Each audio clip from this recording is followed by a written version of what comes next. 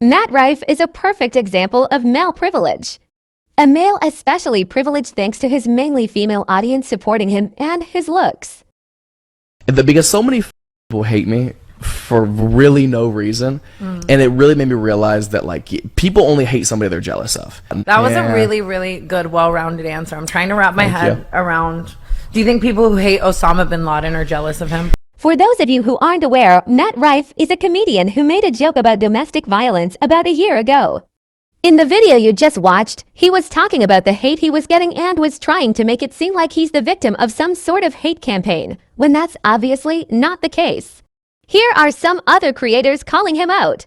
Who the hell is Matt Rife? Well, he is a comedian, if you will, and the reason why he is in the spotlight is because he catastrophically fumbled the bag. He gained notoriety because he found a potent formula to go viral on TikTok, which is be conventionally attractive and post clips of crowd work. Through this, he gained a large fan base, which heavily consisted of women. He is now facing controversy because he released a stand-up special that was chock full of misogynistic, edgy dude bro comedy, which is a popular genre, but it is cursed, because fundamentally unfunny comics use this genre to find great success at a cost. It's like selling your soul to the devil. You will gain the support and fandom of drywall punchers, but you will never be a respected comedian because you just don't have it. People who receive kisses will not think that you are funny, and your career will stagnate because nobody besides other edgy dude bro comics will ever want to work with you. Anyone with a functioning brain could have seen this coming and chose to pivot and perhaps not spit in the faces of the people who made your career lift off. It's almost like a masterclass on how to humiliate yourself, lose your entire fan base, burn all sorts of bridges, and have the entire industry call you unfunny. I think I'm going to open my show with a joke about domestic violence.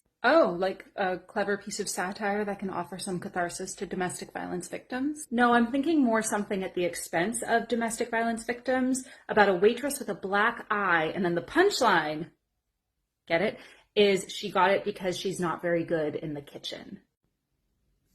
That's the joke. Okay, maybe remember for a moment that you built your career on an audience of women, and given 1 in 3 women experience some form of domestic violence in their lives, do you really think your primary audience is going to find that very funny? No, that's actually the point. I want women to know that I'm not pandering to them. Okay, that's a choice. But if you know that most women are not going to find a poor taste domestic violence joke funny, who do you think will? What do you mean who? Men, of course. Men. You think specifically men find jokes at the expense of domestic abuse victims funny? Yeah? Just take a second to hear yourself.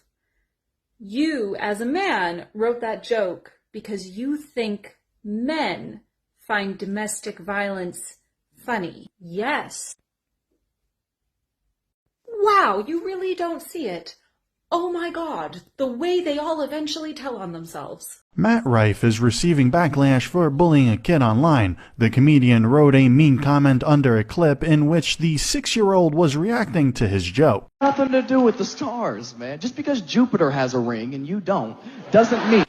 Saturn has rings, and it has more also. The hostess who seats you at the restaurant had a black eye. And my boy who I was with was like, yeah, I feel bad for her, man. I feel like they should put her in the kitchen or something. And I was like, yeah, but I feel like if she could cook, she wouldn't have that black eye. Rife commented on the boy's video saying Jupiter also has ring. Oh, and Santa Claus isn't real. Your mom buys your presents with money she makes on OF. The child's mom, Bunny Hadaya, hit back at Rife saying that she has never been an adult entertainer. This is my IG where he left the comment, okay? Do I look like... I don't even show my body.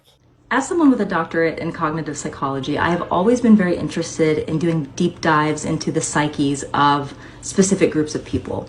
And this comment section has been such an interesting study in the culture and psyche of incels. Because if there was ever any doubt in my mind that Matt Rife has found his target demographic in unintelligent incel men who hate women, this comment section just removed all doubt. Because in response to my video saying, hey, I don't like Matt Rife, and I don't want to watch his comedy special, that comment section, which I can tell this video has just been sent out to all the men's right activist groups, right? Because they're bombing that page. And their comments are along the lines of calling me a snowflake, calling me a lesbian, insulting my appearance, my intelligence, everything else, and telling me that I deserve to be assaulted. Assaulted for saying that I don't like a comic and I don't think he's funny. On the one hand, there's a woman saying that she didn't enjoy something.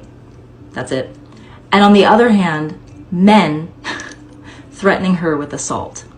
And then having the audacity to say that people like me are snowflakes and are too sensitive. It's men like this who have the emotional intelligence and IQ of toddlers and then have the audacity to declare themselves the superior sex. I don't think the question of what we can and can't joke about is as interesting right now as the question of what men will show themselves to be once they are given even a little bit of power. What just happened with Matt Rife is an amazing example of how the patriarchy works in its default mode, and also a really strong reminder to women that even when men seem like they might be for the girlies, there's a good chance that they won't be. And the reason that they won't be is because patriarchy teaches men by default to align with other men, to prioritize other men, to seek the approval of other men, and to hugely fear the disapproval of other men. Men's default position is misogyny. Unless they spend time actually thinking and unpacking gender equality and try to see women as people rather than objects, their default position will be to do what Matt Rife did. So with Matt Rife making a domestic violence joke, all he has shown us is that he thinks it is more important to appeal to the kinds of men who would find a domestic violence joke at the expense of women funny than it is to be faithful and respectful of his majority female audience and soon to be almost zero female audience. Cancel culture clearly doesn't apply to men because despite all that happened last year, Matt Rife still remains one of the most successful and famous comedians today. Famous men constantly get away with things like this, and it's not just their fault, but also the fault of the men and women supporting them.